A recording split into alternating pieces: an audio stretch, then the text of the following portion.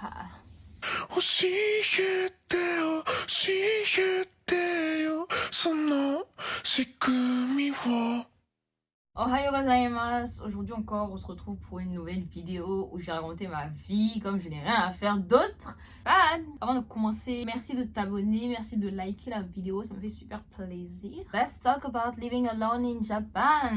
Sans manger. Du coup, j'avais besoin de quelqu'un pour m'accompagner au moins un petit peu. Donc aujourd'hui, nous avons Sandy avec nous, l'homme de ma vie. La bûche est vilaine, hein, mais tellement moelleuse que j'étais obligée de l'acheter, même ça va coûter trop cher pour ce que c'est.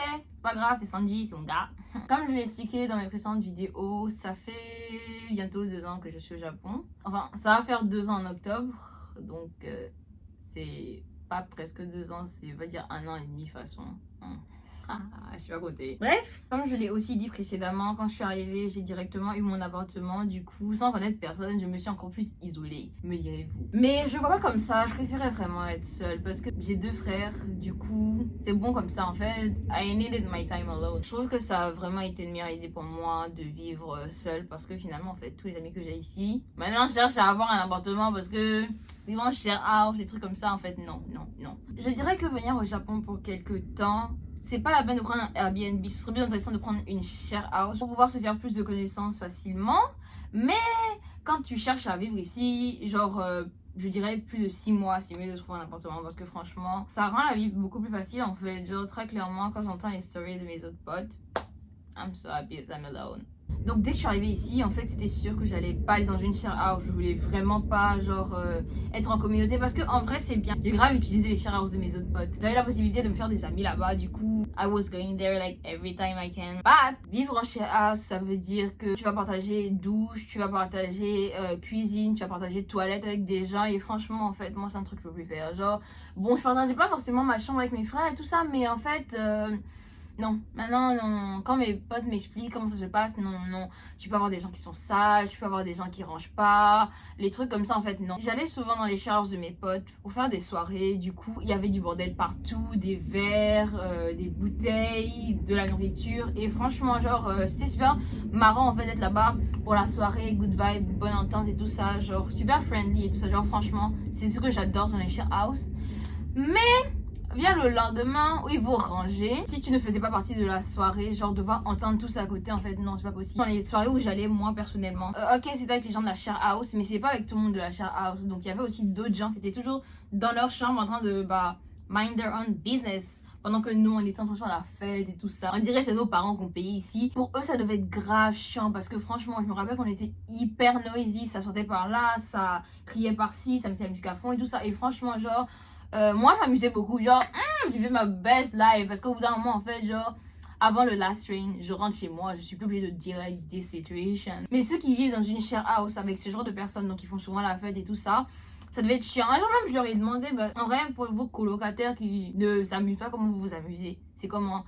Apparemment, genre, des gens leur ont dit, ouais, parce que vous pouvez baisser le son. Mais c'est en mode whatever. Ils considèrent que, vu qu'ils sont en share house, ils doivent vivre en communauté. Ce serait bien aussi, genre, s'amuser, tout ça. Du coup, pour eux, c'est pas mauvais. Mais franchement, de voir vivre dans une share house comme ça, par exemple, je pourrais pas. Après, toutes les share houses sont pas comme ça. Je suis allée dans d'autres share houses de mes autres potes aussi.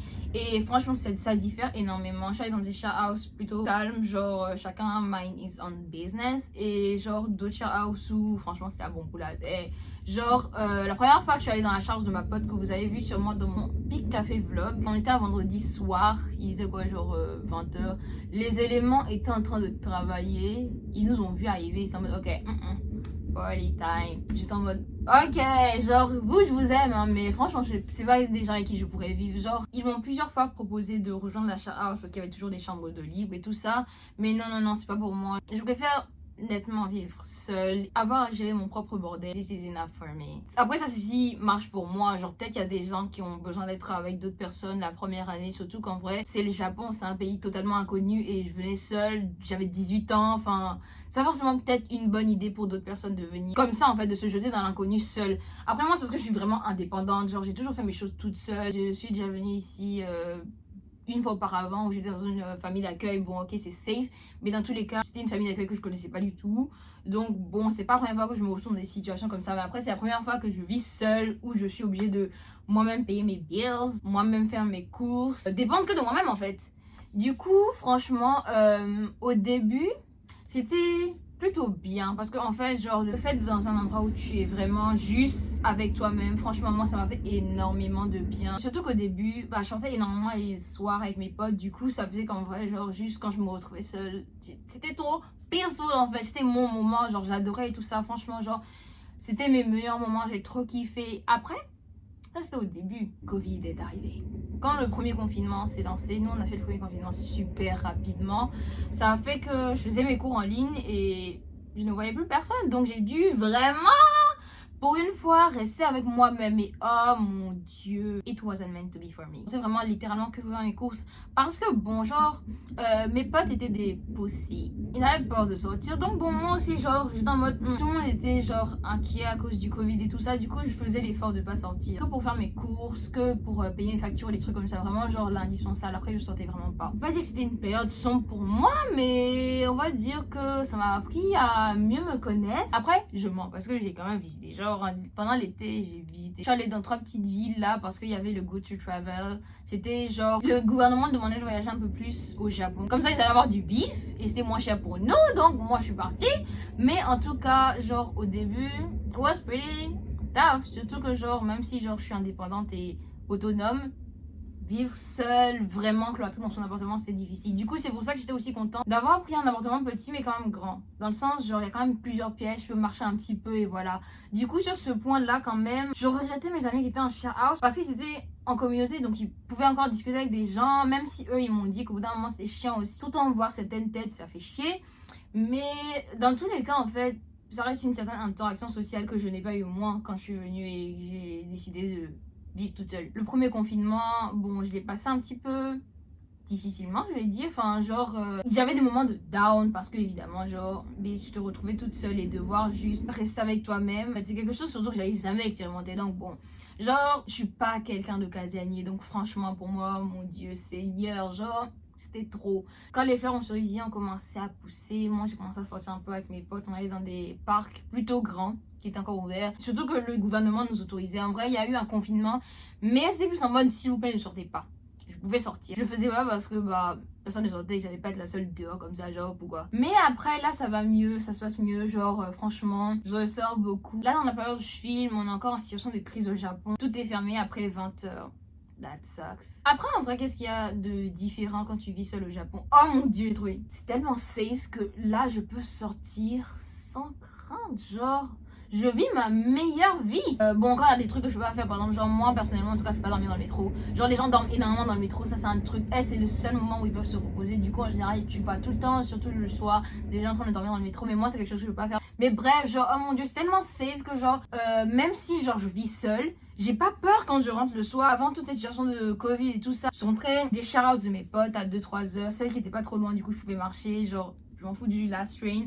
Je pouvais marcher, genre, la musique à fond, en fait, sans avoir peur que quelqu'un vienne m'agresser dans la rue. Genre, franchement, ça, c'est l'un des meilleurs trucs au Japon. C'est tellement safe qu'il n'y a pas de peur à avoir, en fait. Genre, ok, il faut toujours faire attention parce que tu sais pas qui est dehors. Mais, genre, j'ai pas autant d'anxiété comme quand je suis en Côte d'Ivoire où bon après 20h moi je prends pas taxi seul, c'est dead. Si je rentre pas avec des gens, je vais pas en soirée, enfin des trucs comme ça. Alors que ici très clairement j'ai pas de problème avec ça. Genre je pourrais très bien aller faire soirée, prendre mon taxi ou même rentrer en train. Même si je suis fatiguée ou quoi que ce soit, j'ai pas à m'inquiéter que genre quelque chose de bad va m'arriver. Quand j'ai des insomnies parfois, genre j'allais juste marcher dans la rue en fait. Il pouvait être 3h du matin, j'en ai rien à foutre. J'allais juste me promener un petit peu dans mon quartier vu qu'il y a des parcs à côté, blablabla. Ok, il y a eu parfois des cas où genre il y a eu des drunk person like talking to me. En tout cas, de ce que j'ai vécu, c'est pas difficile à stopper comme par exemple dans d'autres pays. Genre, il y a des gens vraiment lourds, évidemment, même au Japon, mais moins quand même ici. J'ai remarqué quand même que tu devais moins accoster. C'est vraiment plus facile de vivre ici. Franchement, c'est un des points